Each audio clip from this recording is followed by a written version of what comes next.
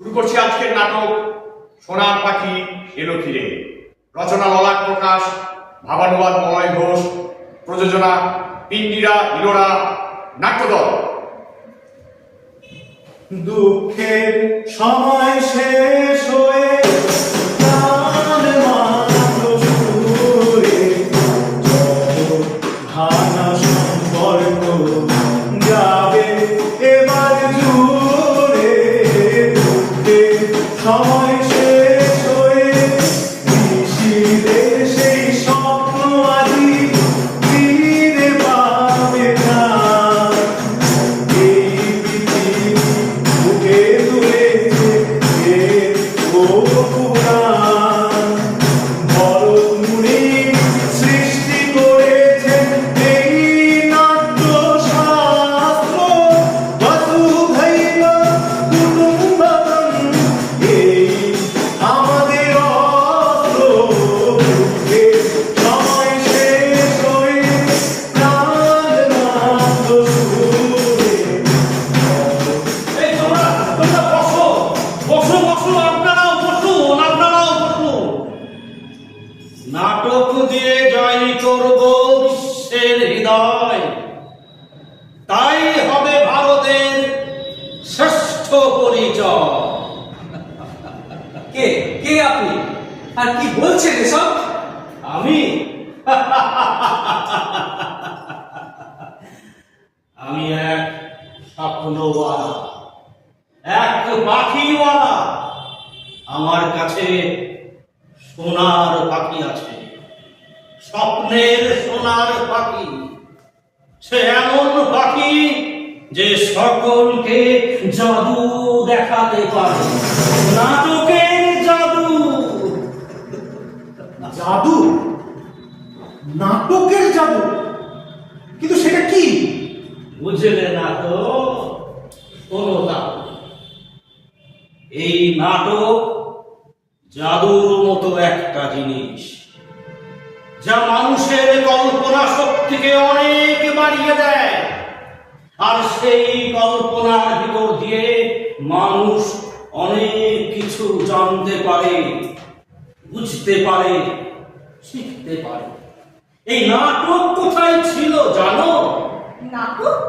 সে তো বিদেশ থেকে এসেছে শুনেছি। ভুল ভুল, ভালো করে শোনো আমার কথাগুলো। এই নাটকের যাত্রা শুরু আমাদের ভারত থেকে। আজ থেকে 2500 বছর আগে, যখন অন্যান্য দেশের লোকেরা গুহার মধ্যে বাস করত, তখন থেকে, ঠিক তখন থেকে আমাদের এই নাটকের যাত্রা শুরু। তারপর শুরু হলো এক বিরাট শাস্ত্র, যে শাস্ত্র বিশ্বে আর কোথাও ছিল না। তাই নাকি? তা তো জানতাম না। তাহলে শোনো, আমাদের দেশের ভরত মুনি রচনা করলেন নাট্যশাস্ত্র, যার আর এক নাম পঞ্চম বেদ। পঞ্চম বেদ? বেদ তো 4টে শুনেছিলাম, এই পঞ্চম বেদের কথা তো শুনিনি। শোনোনি তো? এরকম অনেক কথাই তো তোমরা শোনোনি। আর সেই জন্যই ভারতের ঐতিহ্য আজ অনেক পতন হয়ে গেছে। আমরা পিছিয়ে গেছি আমাদের সংস্কৃতিতে, অনেক অনেক পিছিয়ে গেছি। হ্যাঁ, সত্যি তো। আমাদের তো এসব জানা দরকার। আপনি আপনি আমাদেরকে বলুন, আমাদেরকে পঞ্চম বেদ সম্পর্কে বলুন। আমরা শুনতে চাই। কি আমরা শুনতে চাই তো? হ্যাঁ, আমরা সবাই শুনতে চাই। তাহলে শোনো, ঋকে মন্ত্র, যজুতে যাগযজ্ঞ আর অথর্বতে চিকিৎসা। এই অথর্ব বেদ আস্তে আস্তে ভারতের পূর্বপুরুষেরা অনেক কিছু জেনে গিয়েছিলেন, অনেক অনেক কিছু।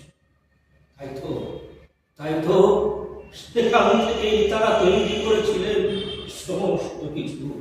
এই পৃথিবী সূর্যের চারিদিকে ঘুরে, গ্রহ 9টি, তারাই প্রথম বিশ্বকে জানিয়েছিল শূন্যের কথা। এইরকম আরো কত কি আমরা বিশ্বকে জানিয়ে এসেছি। কিন্তু কি জানো, এই সবের সঙ্গে মানুষকে, সমাজকে খুশি করতে গেলে চাই সাহিত্য, গান, সঙ্গীত, চিকিৎসা, নৃত্য, চারুকলা আর কত কি। আর তাই এই নাট্যশাস্ত্র থেকে মানুষ জ্ঞান অর্জন করলো। আর এই জ্ঞান অর্জন করার সাথে সাথে সমাজকে দেশকে তারা সুখে রাখতে পারার চেষ্টা করলো। ও, তাহলে পঞ্চম বেদ রচনা করলেন ঋষি ভরতমুনি। কিন্তু নাটক ছাড়া অন্য কিছু করে কি আমরা আনন্দ পেতে পারতাম না? না, পারতাম না। কারণ একমাত্র এই নাটকের মধ্যেই সব কিছু একসঙ্গে পাওয়া যায়। আমাদের দেশের ভগত মুনি, যিনি ছিলেন বিখ্যাত এক পণ্ডিত ঋষি, তিনি চেয়েছিলেন শৃঙ্খলা, সংগঠন মানুষের মধ্যে তৈরি করে ওই মানবিক গুণগুলোর বিকাশ ঘটাতে। আর তোমরা জানো, আমাদের পূর্বপুরুষেরা অনেক আগে এই গুণগুলোকে অধিকার করেছিল। আর সেই জন্যই তো নালন্দা, তক্ষশিলা, বিক্রমশিলা বিশ্ববিদ্যালয়ের মতো শিক্ষালয়গুলো আমাদের ভারতেই গড়ে উঠেছিল। অনেক অনেক ছাত্র বিভিন্ন দেশ থেকে এখানে পড়তে আসতো। বুঝতে পেরেছি। আমরা ধনী ছিলাম, সমৃদ্ধ ছিলাম, কারণ আমাদের জ্ঞান বিকাশ ছিল। তাই আমাদের সোনার পাখি বলা হতো। ঠিক, একদম ঠিক কথা বলেছ। আমি সেই সোনার পাখি আবার নিয়ে এসেছি।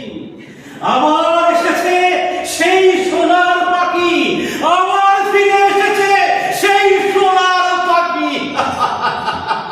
কিন্তু সেই জ্ঞান বিকাশ আস্তে আস্তে হারিয়ে গেল কেন?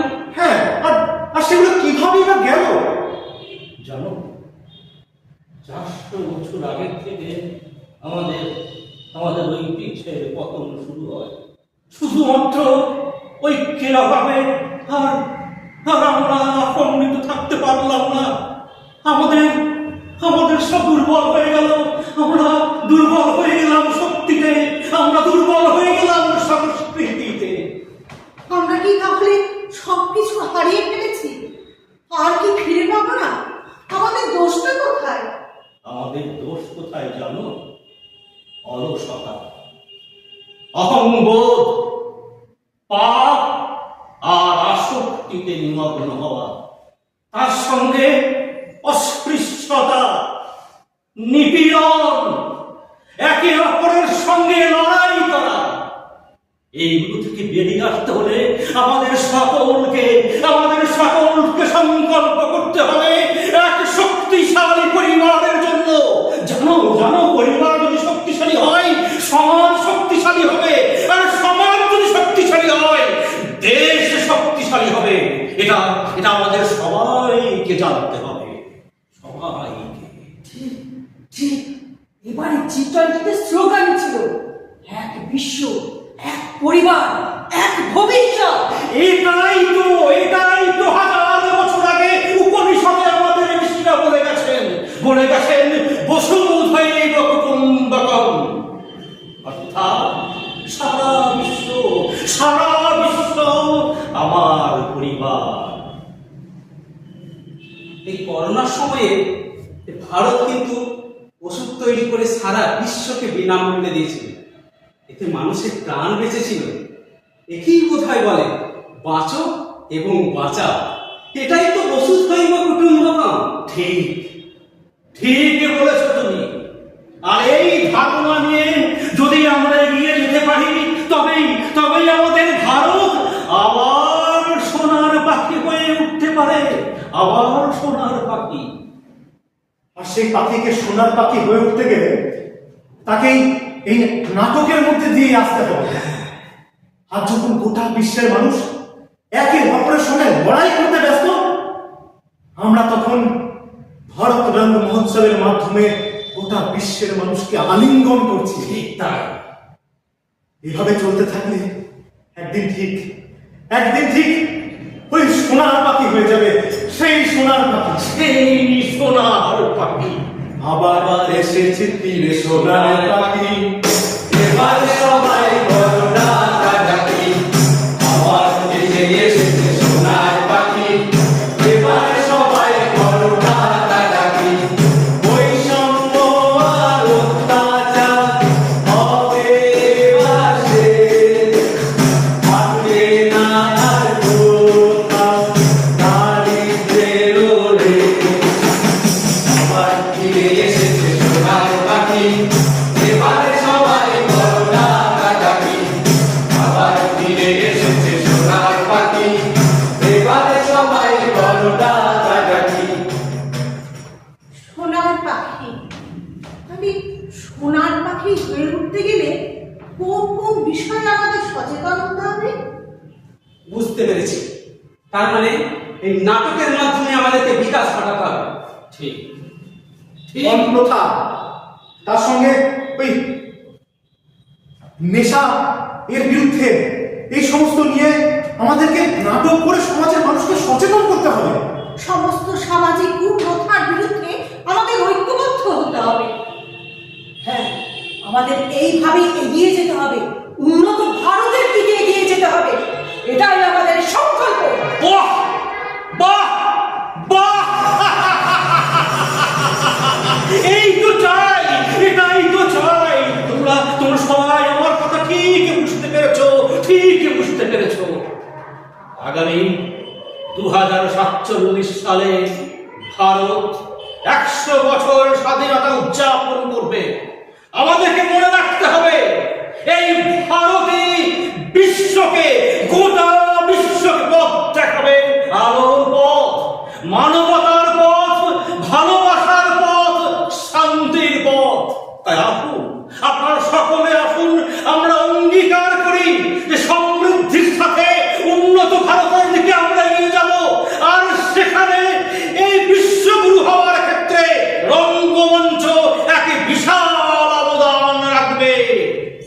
বন্দে ভারত, জয় জয় ভারত, বন্দে ভারত, জয় জয় ভারত, বন্দে ভারত। জয় জয় ভারত। আসুন, আপনারা সকলে আসুন, আমরা একই সঙ্গে গলা মেলাই। বলো বলো বলো